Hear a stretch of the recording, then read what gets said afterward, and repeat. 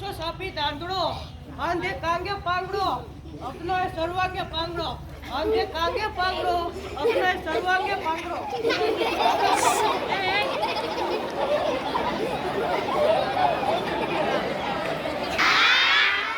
ના પડી અંત એટલે આંધળો, અગ્ન એટલે આંધળો, અગ્ન એટલે અજ્ઞાની, અભણ માણસ.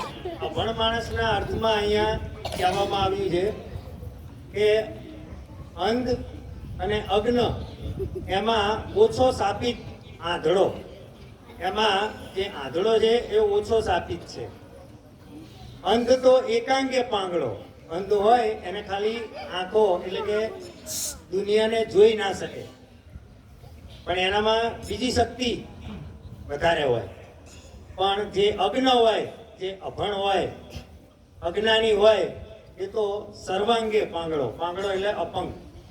એટલે જે અજ્ઞાની હોય, અભણ હોય, આપણે ભણીએ પણ જો સાચા અર્થમાં આપણે સારું ભણીએ નહીં અને આપણે જ્ઞાન પ્રાપ્ત ના કરીએ તો આપણે પણ અપંગ માણસ જ કહેવાઈએ.